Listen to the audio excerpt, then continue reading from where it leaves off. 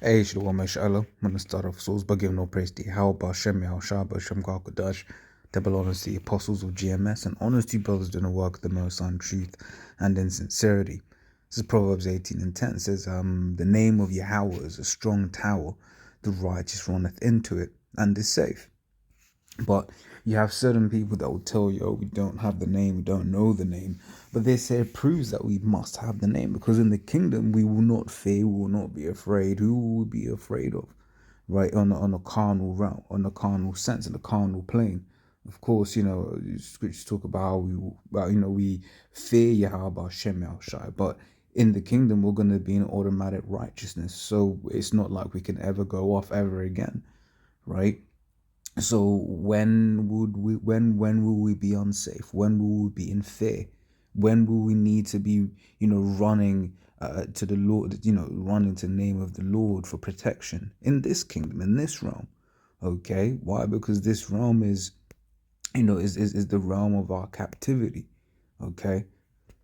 I've got a couple of precepts. Jeremiah 30 and 10 says, therefore, fear thou not, O my servant Jacob, saith the Yahweh, neither be dismayed, O Israel. For lo, I will save thee from afar, and thy seed from the land of their captivity. And we are, hey, let me just grab that. So Baruch. All right, this is Baruch 328. It says no, 328. Yet this day. It's Baruch 3 and 8 Salag, right? So behold, we are yet this day on our captivity where thou hast scattered us, right? Because this was a punishment. We are in the position that we're in because we went off, right? And we're just serving out our punishment under these different heathens, right? And part of the plan was that whilst we were under these heathens, one of the things is that these heathens would mistreat us, and therefore we would be justified in, putting them in subjection when we ended up in our kingdom. It says, so where thou hast scattered us for a reproach and a curse. And once again, these are some of the curses spoken of in Deuteronomy, the 28th chapter, about, Israel being a byword, proverb and a byword.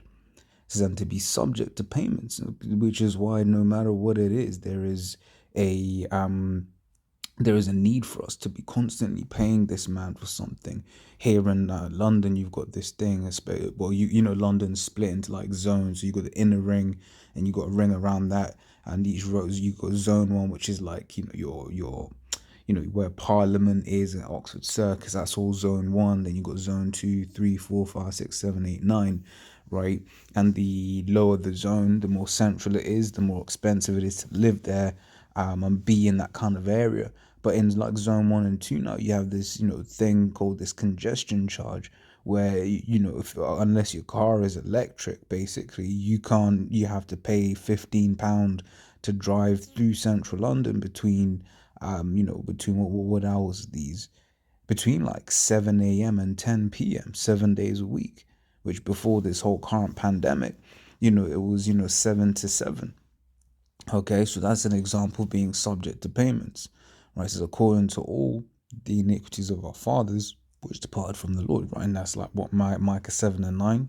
I will bear the indignation of the Lord, for I have sinned against him, right? So, so that's it there. Okay, so let's carry on in Jeremiah 30 and 10. Right, it says, therefore fear thou not, O my servant Jacob, saith Yahweh, neither be dismayed, O Israel, for lo, I will save thee from afar, and thy seed from the land of their captivity, and Jacob shall return, and shall be in rest, and be quiet, and none shall make him afraid. Right, he's talking about, in the kingdom, right, when after we are delivered, that's the end of us being on the low level, right? Because one way to get up into them chariots, what the so-called white man calls UFOs or UAPs, whatever it is he wants to, entitle them, right? When we're going in there, we need to be changed pursuant to 1 Corinthians, the 15th chapter, right? We need to be changed, right, from these vile bodies into new bodies, right? So no one is going to be making us afraid in the kingdom, which means, therefore, that this precept here in Proverbs 18 and 10, right, has to be, fulfilled on this side, right? So that, this precept proves that we have the name now already, right? We've got more. This is Ezekiel 34:28. It says, and they shall no more be a prey to the heathen, neither shall the beast of the land devour them, but they shall dwell safely, and none shall make them afraid. Okay, once again, we're going to dwell safely, right? No one is making the children of Israel afraid in the kingdom of heaven. Okay, same again, Micah 4:3. And he shall judge among many people, and rebuke strong nations afar off. And he shall beat their swords into plowshares, and their spears into pruning hooks. Nation shall not lift up sword against nation, neither shall they learn war anymore. So this is precept to Isaiah the second chapter, right? And that beating their swords into plowshares, because there's gonna be no need for swords and that kind of killing instrument in our kingdom, right? Because there ain't gonna be no more war. Verse 4 says, but they shall sit every man under his vine and under his fig tree, right? And none shall make them afraid, for the mouth of Yahweh of hosts, which that there means of armies, right, hath spoken it, right? That does mean of armies, right? Yeah, army warfare, okay? Because the Lord is a man of war, pursuant to what is that, Exodus 15:3, if I remember correctly, right? But once again, to go into the fact that no one is going to make the children of Israel afraid.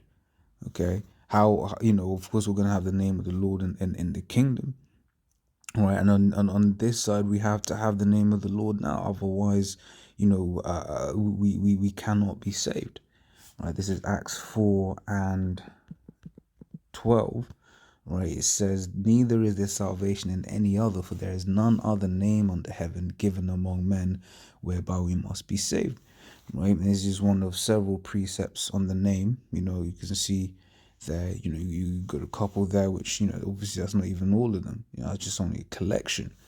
Okay.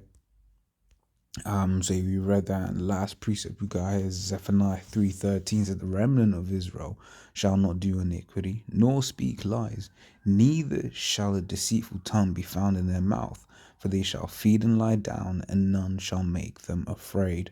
So we will not be afraid in the kingdom, therefore we must have the name of the Lord now. Right, we won't be going through periods of like, I don't feel safe, this, that, and the other. We're gonna be gods in the kingdom. The Lord is gonna put us back up to that level, and we're gonna be supernaturals.